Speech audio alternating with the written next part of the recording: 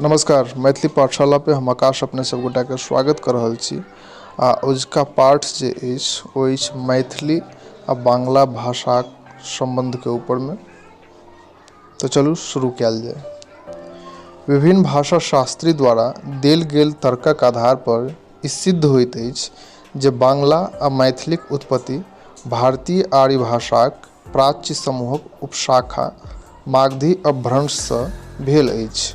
मैथिली आ बांग्ला दुनू एके ठाम सँ आयल अछि। दुनू भाषा लिपिक उद्भव ब्राह्मणी लिपिक उपशाखा कुटिल लिपि सँ भेल अछि। दुनू भाषा से साम्यता आ वैषम्यता दुनू अछि। जेना बांग्ला आ मैथिली दुनू प्राच्य समूहक मागधी प्राकृत अपभ्रंश सँ बहरायल अछि।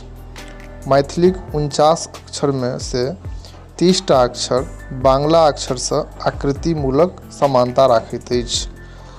ब्रजबुली साहित्य दुनू भाषाक साझी संपत्ति थिक, जकर विकास में महाकवि विद्यापति गोविंद दास आ चैतन्य महाप्रभुक योगदान सर्वाधिक छनि। लिखबाक शैली में बांग्ला लिपि मैथिली लिपि सँ भिन्न अछि, जकरा काठ शैली लिपि कहल जाइत अछि। बांग्ला में शिरोरेखा सरल होइत अछि तऽ मिथिलाक्षर में चापाकार, अनुस्वार एवं चंद्रबिंदु मिथिलाक्षर में शिरोरेखा के ऊपर देवनागरी लिपिक समान मनाओल जाइत अछि तऽ बांग्ला में दहिना कात में नीचा में लगाओल जाइत अछि।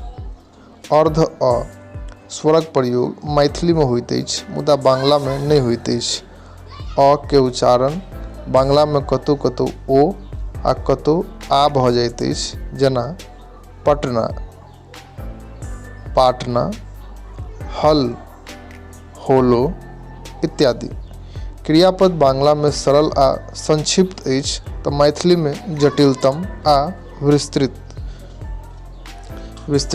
जेना छ धातु क्रियापद रूप बांग्ला में मात्र 6 टा अछि: छील, छिलाक, छिली, छिलिए, छिले आ छिलेन। ओतहिए मैथिली में एकर 24 टा रूप नजर आबैत अछि, जेना छी, छैथ, छैक, छथुन, छथिन इत्यादि।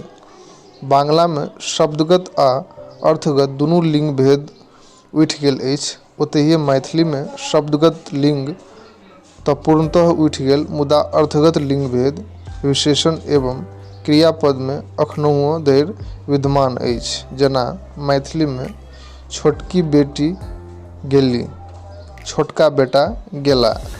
बांग्ला में बड़ वहू गेल, बड़ छेले गेल। संप्रदान कारक बांग्ला में प्रचलित नहि अछि। एहि स्थिति में बांग्ला में संबंध कारक प्रयोग होइत अछि। जेना मैथिली में श्याम के एकटा कलम छनि, बांग्ला में श्यामेर एको कलम आछे।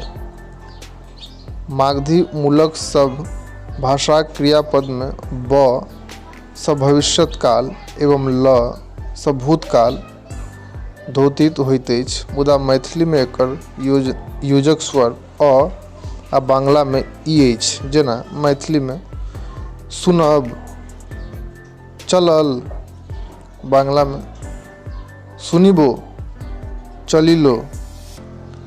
बांग्ला में स्वराघात मात्र प्रथम वर्ण पर रहैत अछि, मुदा मैथिली में स्वराघातक शब्द विभिन्न वर्ण पर रहैत अछि। बांग्ला आ मिथिलाक उत्स स्रोत एके अछि। बुद्धक समय में संपूर्ण पूर्वी क्षेत्रक एके लिपि छल। इएह पूर्वी लिपि बांग्ला, असमी, मैथिली, उड़िया आदि वर्णमाला जननी मानल जाइत अछि, किएक तऽ एहि लिपि सब में अत्यधिक समानता अछि। एहि साम्यता के ध्यान में राखैत डॉक्टर ग्रियर्सनक कहन छनि जे बांग्ला, उड़िया आ असमिया में प्रत्यक्ष रूप सँ मैथिलीक संग साम्यता अछि। तऽ उजका वीडियो में बस एतबी।